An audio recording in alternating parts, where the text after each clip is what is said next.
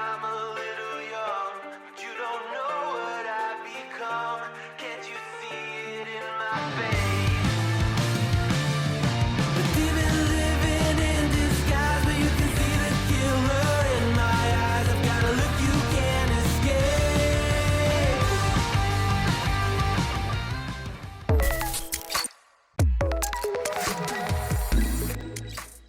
Welcome to my house. I can't believe I'm actually saying that, but a month ago I managed to buy a house in this insane house market. It's 1,300 square feet, 1.5 baths, 3 bedrooms for $109K. I'm not going to show the outside because I don't really want to reveal where I live, but the yard is quite big, there's a huge deck, and a pretty spacious one-car garage. Anyway, let's get started with the tour. The living room, which is what you're looking at in the background, is what you first see when you walk in. So let's start with that first. We're still waiting on a second couch to ship, the floor to get refinished, and for curtains. But we do have some stuff. We have a massive 85-inch wall-mounted TV. It's the nicest TV I've ever seen. Not just had, but like seen. And honestly, it feels like you're at the movie theaters. I love it. It was totally... It's fantastic. Was it worth $2,400? Honestly, I think so. And before you say in the comments, I know it's not centered. All right. It was a pain to get it mounted and we weren't able to slide it after it was mounted. So we have to take it down first. Anyway, that's probably where it's just going to be for now until it annoys me even more. But yeah. Onto the dining room. Feel free to ignore the cardboard and styrofoam from the TV box.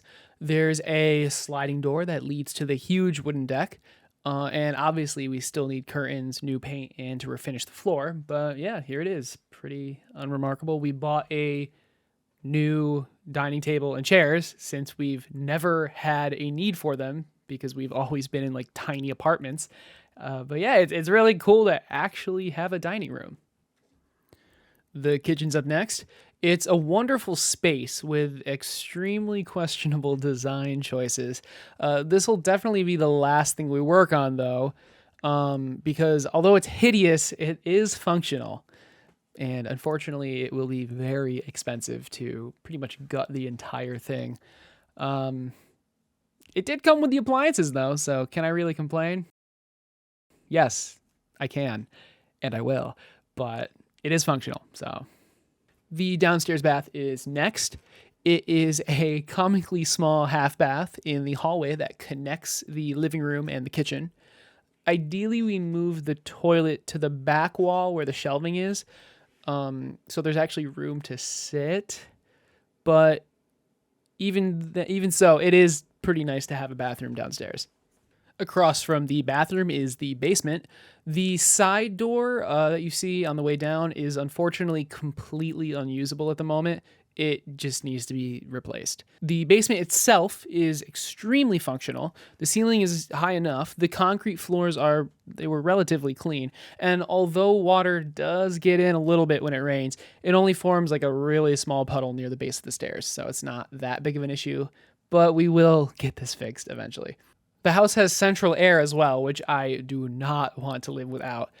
And we plan on getting some gym equipment and putting it in that corner with the mats. It's going to be really, really nice to have something like that during the winter. But all in all, I'm really happy with like having a usable basement. A lot of the houses I toured, the basements were like scary. And just completely unusable. This is like functional. This is really, it's nice to have so much extra space. Now to the second floor. The stairway is right off the living room. On our way up, you'll see we have a coat closet, great for storing Natalie's endless pairs of shoes. Now the stairs do have like this corner thing sticking out of the ceiling, and it definitely does not feel good hitting your head on it. I know from experience. The master bath is small but in decent condition. Frankly, this is probably the worst part of the entire house just because of how small it is. But hopefully that's saying a lot because it's honestly not that bad. The giant toilet paper roll was kind of a pandemic joke gift. but we're using it because it's free toilet paper. There's currently no fan in the bathroom, which will most likely become an issue because like all the moisture and stuff causes mold eventually. So we definitely will need to get that fixed sooner rather than later. Next to the master bath is the master bedroom. Tons of space, tons of light, tons of storage. It's a pretty nice space. Natalie and I each get our own closet as well, which is pretty crazy to be honest. We still need curtains and we'll probably put a dresser on the empty wall across from the bed. The carpet we got was a gift. Apparently it's really nice, but I don't like it to be honest. But Natalie does, so.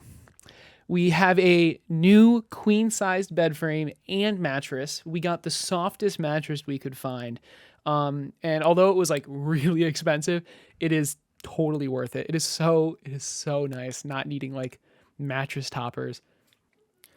The ceiling light is brand new, and now is as good a time as any to say that every single light switch in the house is brand new as well. I replaced them.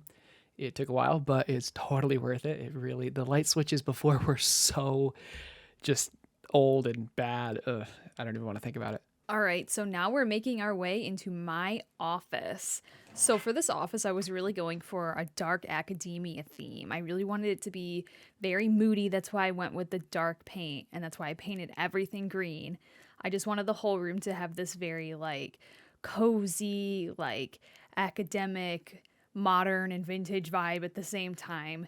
Everyone that steps in there says it looks like a therapist's office, which I guess I can totally see because of the couch. I just really wanted it to have like a space where I could work and be productive, and at the same time have an area where I can like go to relax. So you can see that I put up 2 sets of shelves to store all of my books and all my knickknacks. And there is a TV in there right now. I wasn't originally planning on having a TV, but Ryan bought a new TV for downstairs, so that one went in here. It's pretty nice. I play my lo-fi hip hop on there while I study. Oh, Ryan's sitting at my desk. Yep, so that's my view. You can see the gallery wall that I put together. I do plan on adding more artwork. I want it to feel very like maximalist, which is pretty opposed to how I want the rest of the house to feel, but I really think it adds to the cozy vibes. But yeah, I'm really happy with the way that it turned out. I love spending time in there. It's pretty great. Yeah, I love it. And finally, my office. This is the first time in 5 years I've actually had a room to myself. I painted the walls gray and the trim black. On the back wall, I have my shelf, my 2 filing cabinets, and a small desk with my 3D printer. I don't know what happened to the video of that side, but here's a picture. The room had this weird closet that was built into the corner. I put some shelving in, and it's where we're storing a lot of our construction supplies. I bought a brand new L desk specifically for this room. My previous desk had a bunk bed above, which was not ideal. I also bought 2 32-inch monitors. They are a huge step up from what I was using before. Before it was 24-inch 1080p. These are 32-inch 1440p, 144 hertz, and IPS display.